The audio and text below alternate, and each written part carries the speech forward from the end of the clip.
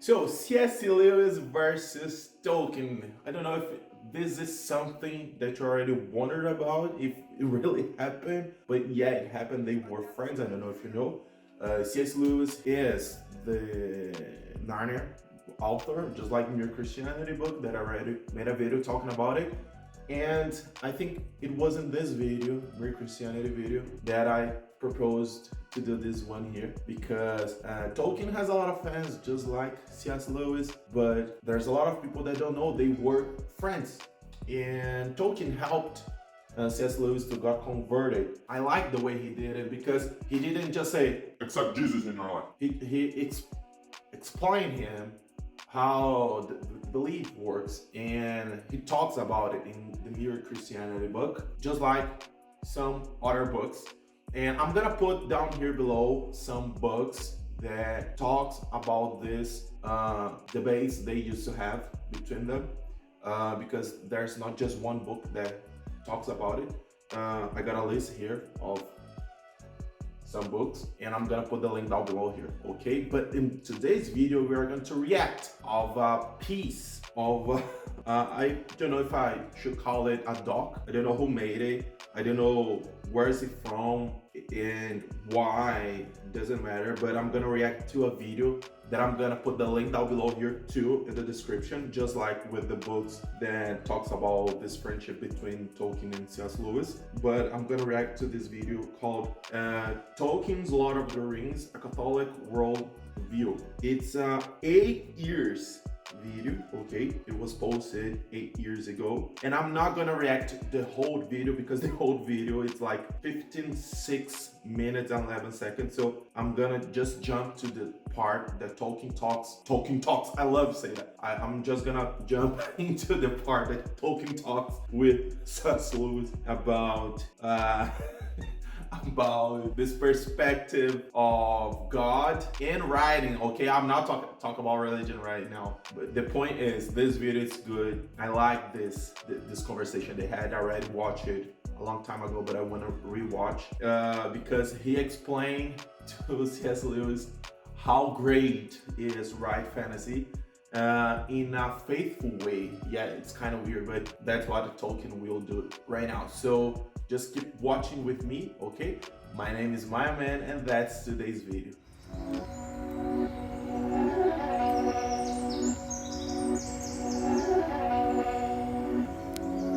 These my dads make it hurt.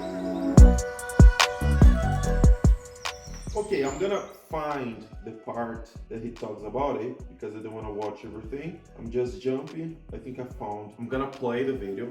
If you want to jump into the part that I am, I'm gonna, of course, put the video here with us, but it's the 10th minute, 36 seconds. Okay, I'm gonna play the video. Including in fairy stories, which I think is rather ridiculous. After all, the magic of myths or fairy stories is not an end in itself. It exists to serve virtue. It satisfies certain primordial human desires. But myths are fiction. The stories they tell aren't true. They're lies and therefore worthless, even though breathed through silver. They're just beautiful lies. You can't seriously believe in fairy tales. Why not? And I have to stop right here because I just made a video that I'm gonna put the card here called "Do You Hate Writers?" And there I talk about this. You know, I talk about it's just good lies. Why do you read this? And the same question, why do you read this? It's not, I used to have a relationship in the past, I'm not gonna get into it, but I used to listen things like, why are you reading it? Will it help you to make money? To build a company? And I was like, no, I'm just reading The Hobbit. I just want to read Charles Dickens, okay? It's not a problem. Even those things that really exist and ain't useful, it's useful. Not just about entertainment, but you know, life, it's what makes us human. The possibility of understanding feelings and not just hunting and surviving, you know? But let's see Tolkien reply. I can, in fact, I do. But this is preposterous. How can you seriously believe a lie? Oh, Jack, myths are not lies.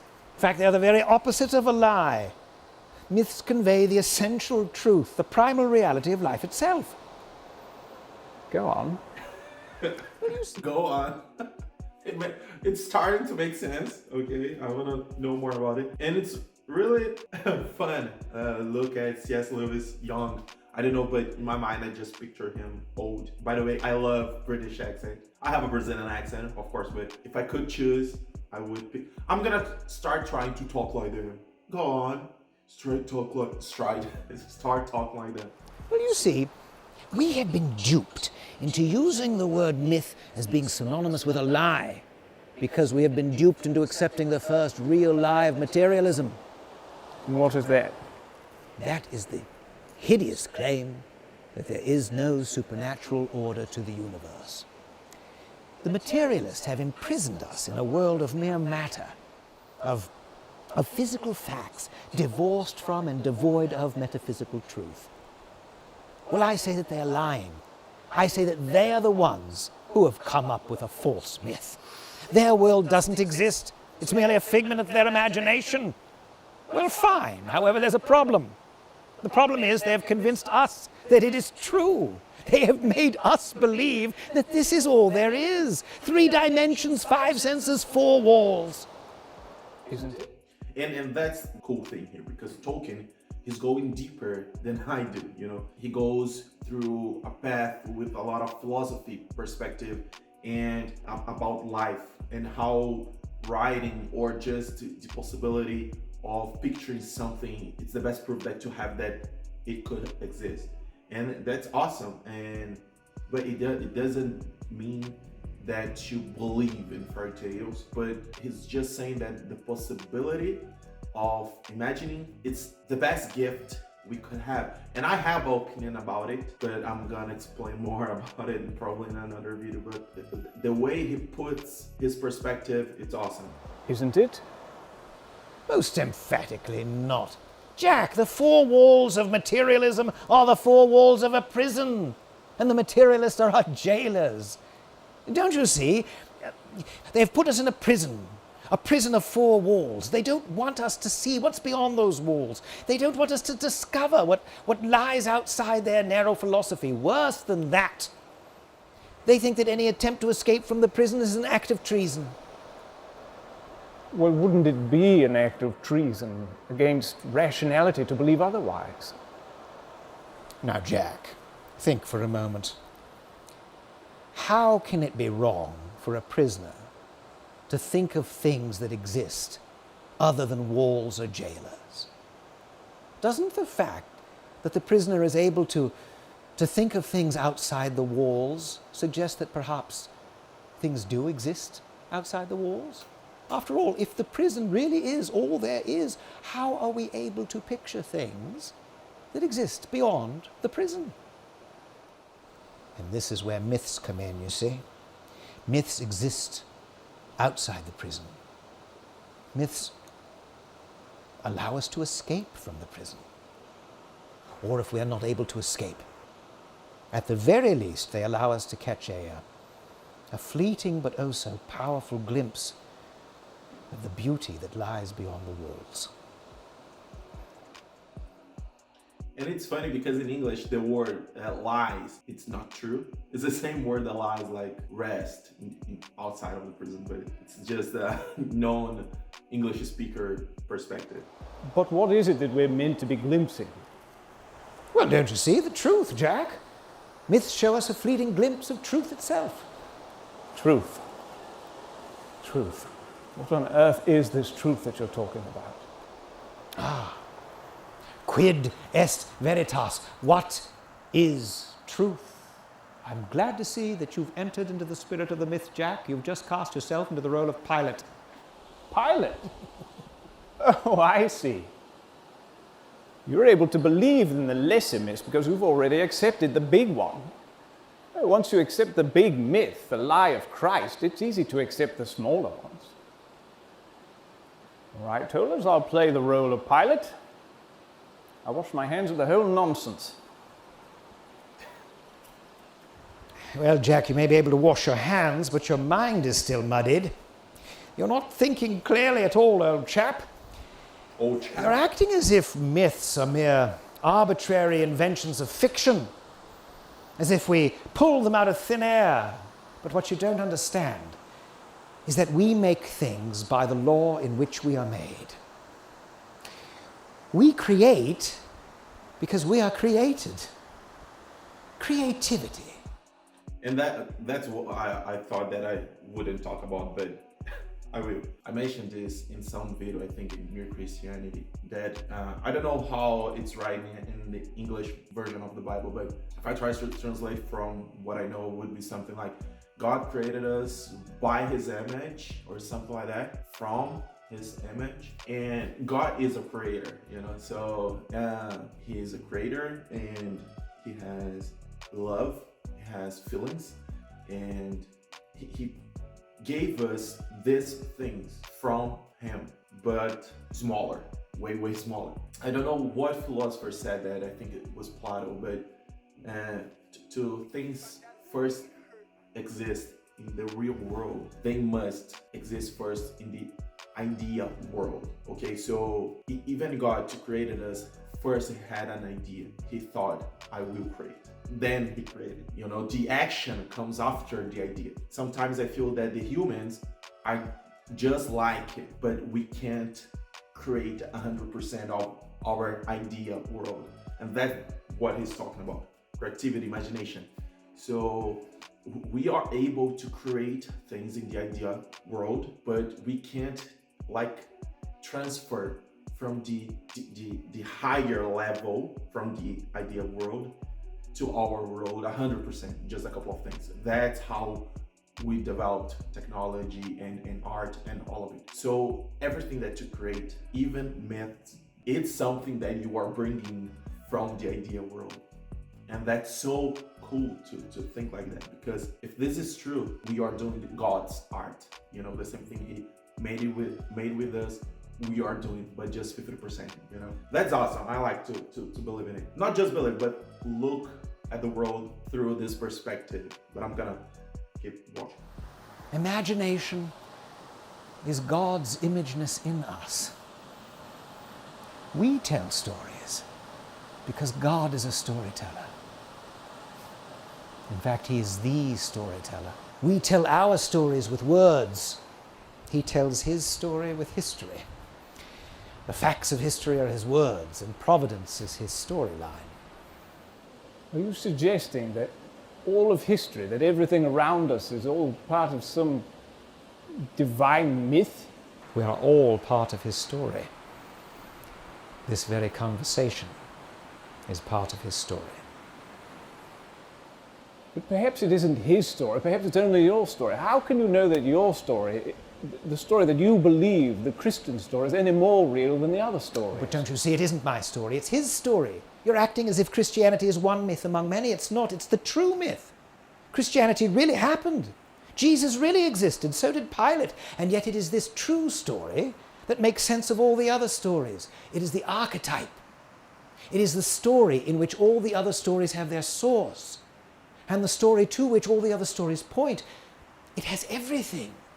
It has catastrophe and its opposite, what we might call eucatastrophe. It has the joy of the happy ending, the sudden joyous turn in the story that is essential to all myths.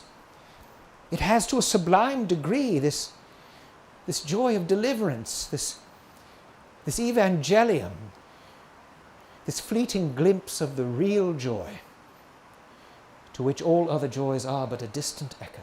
I don't know why, but this actor that played C.S. Lewis reminds me Chandler in the beginning of Friends. Tell us, what did you mean by catastrophe and eucatastrophe? Well, for example, it has the catastrophe of the fall and the eucatastrophe of the redemption. It has the catastrophe of the crucifixion and the eucatastrophe of the resurrection. It has everything man's heart desires, because it is being told by the one who is the fulfillment of desire itself. It is a story that begins and ends in joy. But just because a story brings joy, it doesn't necessarily follow that it's true. There are many joyful myths. They all seem rather flimsy to me and ring rather false. And yet this story has the inner consistency of reality. There is... are you guys getting what I mean? You know, like that I mentioned in the other video, and you hate writers. Everything doesn't really have to be about truth or lie, you know? You can't afford to imagine and just feel and live out and inside. You know, it's so simple for me. And when I listen, people coming up to me and say, only read things that will help you in the material world, you know, like practical skills and make money or build companies or help you in your relationship or do this. Technical books, you are not able to live, to not be a robot. You can't feel, you know, the possibility of reading something that you disagree but make you feel something. It's unacceptable, and for me that's unacceptable. And you see, used to think like that. Every time in this video he's talking about, no, but it's not true, it's not true, it's not true. And I'm not talking about the Jesus that he said, I'm talking about reading things that doesn't exist. Does it hurt to let you escape a little bit from the four walls, right, that Tolkien mentioned? There is no tale ever told that men would rather find was true, and none which so many skeptical men have accepted as true on its own merits. Perhaps it's just a very well-written artifice. Very well written. This story has the supremely convincing tone of primary art, not fiction, but of creation. And to reject this leads either to darkness or to wrath. And in my own life, it has led me from darkness to light. His face. Astonishing. Astonishing. I'm gonna stop Told here us in astonishment. because it's a long video, but I invite you guys to watch the whole video. I'm gonna let the link down below here. But the point with it was to show you guys how was their relationship, their friendship, and the process, the long process. Because if you watch my Christianity that I uploaded, you will look, or even though if you just read Narnia and read Christianity, you will feel as Tolkien would never be this guy, which he talked about it, about his old personality on Mere Christianity. But what I like about Mere Christianity, that even though some subscribers talked about it in the comment section, was like, I disagree with it, I disagree with that, I don't like that C.S. Lewis said this and said that, but that's the point, you know. So the conclusion of this video is, don't read, consume things that you agree 100%, and that's the fun of the thing. And when you consume things, allow you to live things that doesn't exist, because only the possibility of tasting, you know, it is the best thing that you could have from something that doesn't exist. Isn't it just beautiful for itself? Talking about Christianity, which is not the point of this video. Probably I'm gonna talk more about it in the future. I invite you guys to watch the Mere Christianity video and Do You Hate Writers video, and something specific. Now, in the Mere Christianity video, I received a subscriber who wrote a text. Okay, I'm not gonna remember his name. I know it's a weird name, it's like some letters and numbers, but I'm gonna do a video just reading what he said and reacting, giving my opinion. I'm not gonna get into a discussion, I'm not gonna fight. Actually, I like him. I don't know even if it is him or she or they, but I'm gonna reply it through a video because I think it's too much information to talk in a comment section. So I'm gonna do a video about it, and I'm gonna put right now here the video if you are watching in a moment they already uploaded. And he's an atheist, and he gave his opinion on how you should treat an atheist video, and I'm gonna talk more about it right here. I'm gonna react to his commentary and explain my opinion from it, and I invite you to watch. And I'm gonna take a longer to talk more about it after this video, because I don't want this YouTube channel here become a Christian or a religion channel. Okay guys, but I wanted to invite you guys to watch. also the how you treat an atheist. That's it. Just like it's writing in my about page here in my channel, I just want to share the best things that I believe in exists in life, right? So I started talking about Christianity and religion, but I will talk about relationships, I will talk about money, I will talk about family, I will talk about investment, I will talk about health, I will talk about all of it, and I invite you to subscribe and put your opinion down below here. Let's talk about it. What did you think about this video? What did you think about Tolkien's perspective? What did you think about C.S. Lewis' reaction? Give me your opinion, okay? See you in the next video, and I hope will be this one here. Go there. Go, go, go, go, go.